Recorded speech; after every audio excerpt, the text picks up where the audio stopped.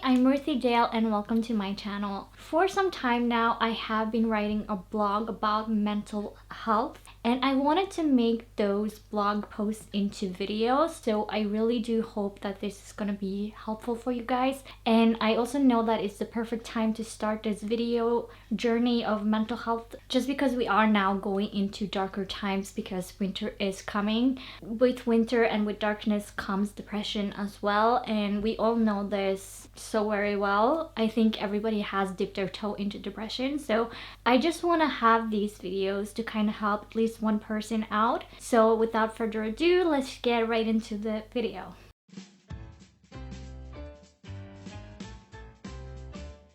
So the first topic that I am going to be covering is rejection. I feel like rejection is a good topic to start off with in this video journey, and that's because it is an important topic, but it's not heavy topic, you know, because there are heavier topics out there, but it's so important and we all deal with rejection almost every day. And I think the one thing we all need to remember when it comes to rejection is that we are, as people, we are allowed to put ourselves out there, we are allowed to ask for things, but the other people or person are allowed to say no. That is their decision in life. They are allowed to say no, but sometimes those no's, they just hit us harder. And what actually made me think of this is the fact that I was rejected by a guy. Now, I usually don't take that seriously. Well, I usually don't care if a guy says no because in my mind it's his loss, but it made me think about all the times in life that we are rejected, and sometimes it just hits us harder just because maybe we invested more time, feelings, emotions, more of our hard work into something, and then for that to be rejected, that's obviously gonna hit us harder. But that doesn't mean we lay down and cry all the time. Like, feel your emotions, that is so important. Don't stomp them down and don't feel your emotions, because do feel them, but don't let your emotions decide what you're gonna do moving forward. What I mean by that is feel your emotions and then move on. If you really put in your hard work, all your effort, your emotions, all of that into the work that you're presenting, or into you as a person because you have skills to provide for certain companies, then don't take that first no as like everybody else is gonna say no, because they may not know your value. And you just keep on walking because maybe later they will know your value, or somebody else is gonna catch up to you and they are actually gonna know your value.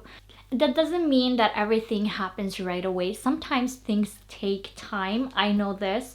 Things really do take time. I hate waiting for something, and I hate being in that space where I don't know what to do or what to do moving forward. I hate being there, but it's a nice space to kind of reflect on who you are, what you have done, and how you just put yourself out there. And the thing is, like, you might feel bad that you were rejected by a person, by a company, it doesn't matter, but you might feel bad that you were rejected. But one thing that is worse than rejection is your what ifs. Imagine if you never gone to that interview. Imagine if you never asked that person out. You would have been going around but about the what ifs, like, oh, we could have done this, we could have done this, and I could have been doing this at that work, but it would all have been what ifs. Now that you have put yourself out there, you got rejected. Yes, that is very sad, but you don't have to sit with the what ifs, because let me tell you, the what ifs are worse than rejection.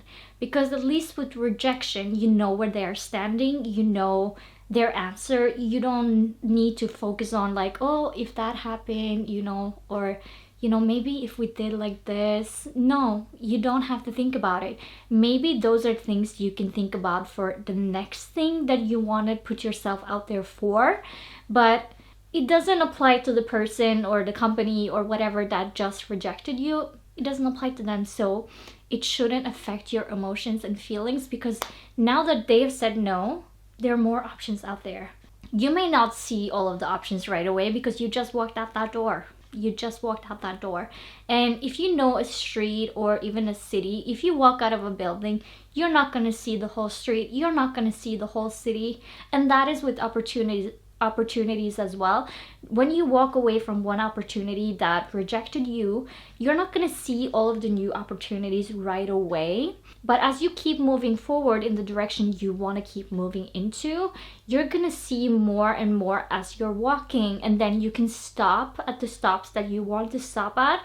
But you don't stop at every single stop, because not every single stop is for you.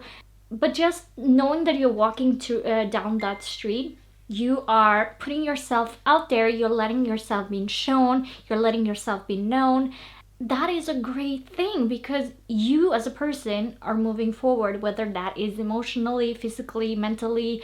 You are moving forward, and forward is the best way to go. When I get a rejection for some reason, doesn't matter if it's for a relationship or a company, I usually let myself have like 5 minutes of feeling the emotions and feeling and thinking about what happened, what I can do better. But it's about the feeling process, because after those 5 minutes, I can evaluate the things that maybe I did wrong and that I can fix and improve on. And then I can keep moving forward, because sometimes 5 minutes is not enough to feel the emotions, and you need maybe more time, and that is perfectly fine. Every person and every situation is different, but this is usually what I give myself, because I know that they are entitled to saying no, because I can't push them. They have their opinions and they're entitled to them just as me. I'm entitled to my opinions.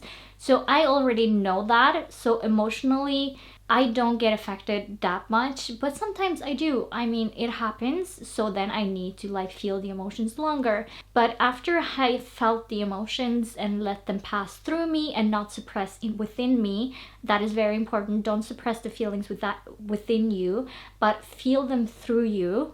And then you move on and you fix maybe the mistakes that you've done, or you work on yourself to be better, to do better, and just put yourself out there and never be afraid of being rejected, because just as much as you are, I know I say this a lot, but you are entitled to putting your opinions out there, but they are also entitled to saying no. Just know that. And when you know that going into something, that there is a 50-50. There's always going to be a 50-50, because they're either going to say no or they're going to say yes. So already going into something, you know there's a 50% chance they're going to say no, and there's a 50% chance they're going to say yes. And then you already know you got a 50% chance already. Even if something is out of your league, or even if something is maybe, what do you feel like, out of reach for you, you already have a 50% chance. And I know that's, to some people that doesn't sound logical, but it does to me, because there are only two answers and they take up 50% of space each, making it 100%. So just go into situations and thinking that you actually got a chance. I don't really care for why they rejected me, I just know they did, but maybe I learned something in the process. So maybe in a job interview, I learned that maybe I should enhance this more, maybe I should pull back on this. Or if it's about me asking a person out, I know that, oh, maybe I should have phrased it a little bit different, maybe I should have gone in with more confidence, maybe I should have done this, maybe I should have done that. And when I say maybe I should have done this, maybe I should have done that, it doesn't mean that I am thinking, oh, I messed up, I need to like fix the past. No, these are things that are gonna help me fix the future, or prepare for the future and change for the future. These are learning bricks that I learned from the past that I can now fix and improve on for the future. It doesn't mean that I need to fixate on the past. Even if the past is something that happened 5 minutes ago, it's still the past. It doesn't have to be something that happened 5+ years ago. It can be 5 minutes ago. It's the past. And so I know from those things that moving forward, I can improve and I can change and I can be better. I can be more of who I want to be, what I want to represent, what I want to say, and what I want to do in this world. And that is going to improve me as a person, make me better, make actually my life feel a lot better as well. When somebody rejects you for whatever reason, just keep your head tall, but not with prideness, but with the thought of possibilities of the future. And just keep your head tall and keep walking, keep moving, and keep improving. Now, that is all I have to say. And I want to keep these videos not that long, just because they are inspirational videos about mental health, about life, and all of that. So I I don't want to talk for too long. But if you do want longer videos, let me know. So I just want to say thank you so much for watching, and if you liked the video, please leave a like. If you have any questions or anything to say, just leave a comment down below and I will get to it. And if you want more content like this, then please hit the subscribe button and the notification bell so that you know when I upload a new one. Now I also post on my Instagram when I post the videos, so you can be notified there as well about when I post on my blog. I will link my blog down below so that you can access it right after watching this video. And I want to thank you so much for watching, and I will catch you in the next one. Bye!